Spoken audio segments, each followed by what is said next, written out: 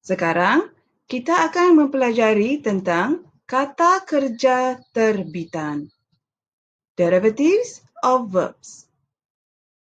Apa itu kata kerja terbitan? Kata kerja terbitan ialah perkataan yang berbentuk apabila kata dasar menerima imbuhan. Derivatives of verbs are words which are formed when the root words receive affixes. Mari kita lihat kembali apakah imbuhan-imbuhan yang ada.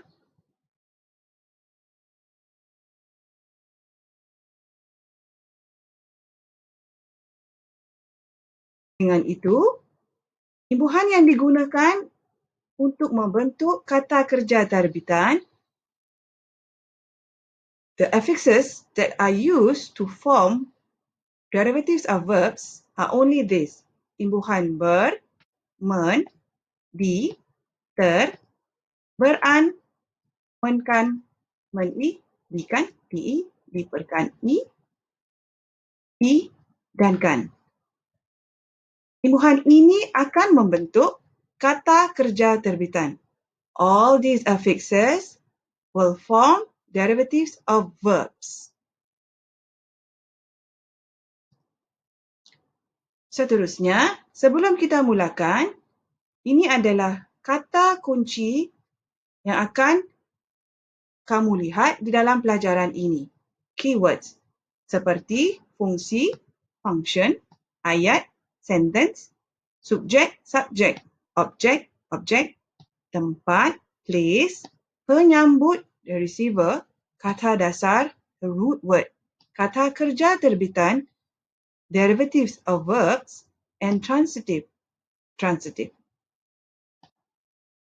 Yang pertama, fungsi kata imbuhan awalan ber, the function of prefix ber. There are a few functions, ada beberapa fungsi.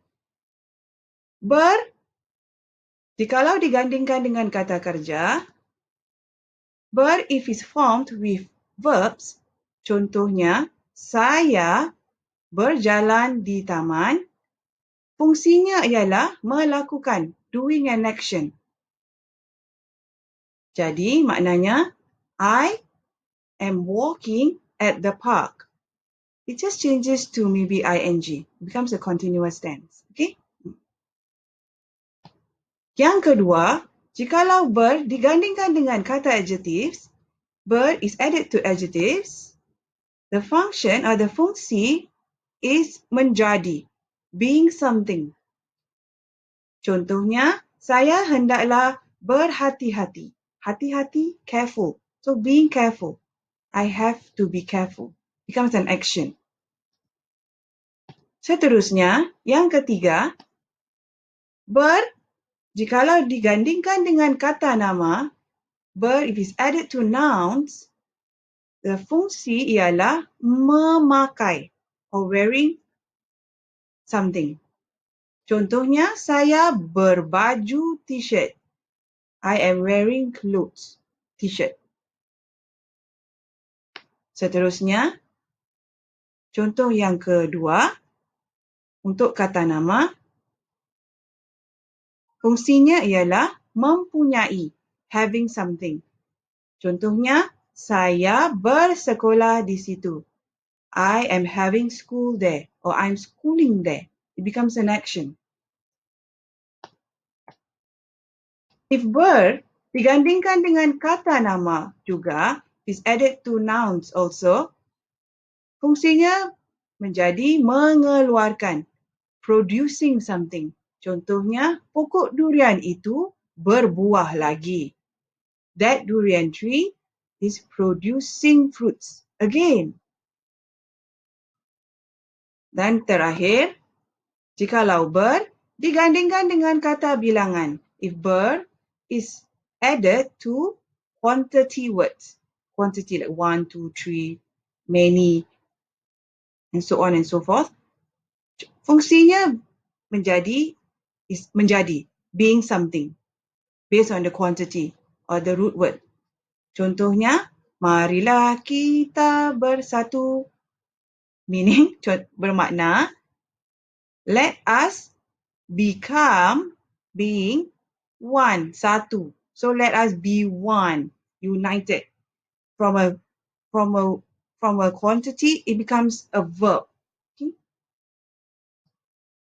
Seterusnya, imbuhan men.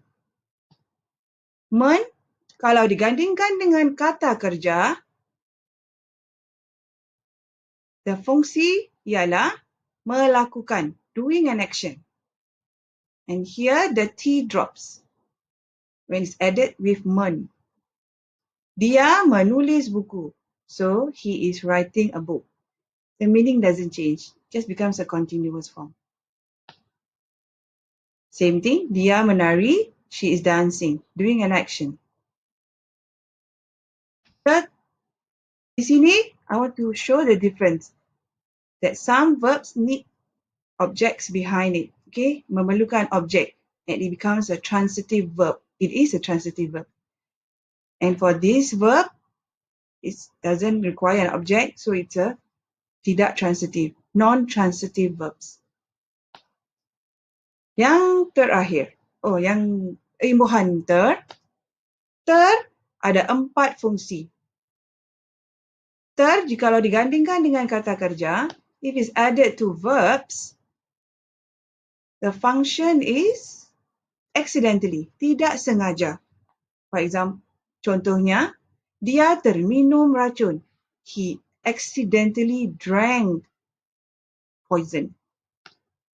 Fungsi yang kedua ialah capable of doing something, berupaya.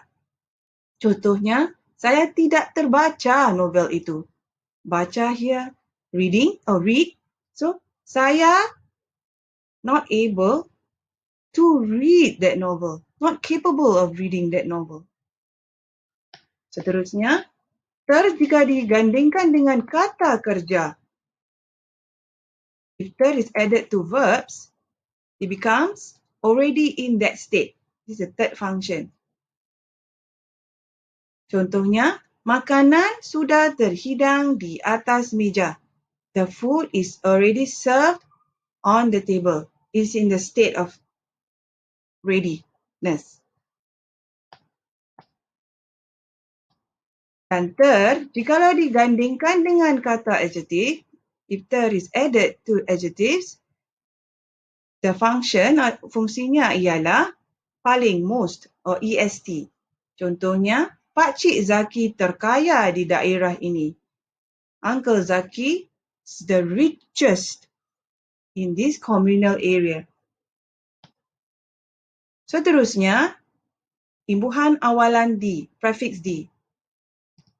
Di, jikalau digandingkan dengan kata kerja, if di is added to verbs, it changes the whole form. The sentence, ayat, menjadi ayat pasif, passive form. The object or the place or the penerangan, the explanation, di hadapan, in front. And subject, di belakang. The subject is at the back. Contohnya, buku itu, that book, ditulis, is written by, oleh Ahmad, by Ahmad. Ringkasannya, in summary, imbuhan awalan bermenter dan di membentuk kata kerja terbitan. Prefix, these prefixes, forms, derivatives of verbs. Sekian sahaja pelajaran kali ini.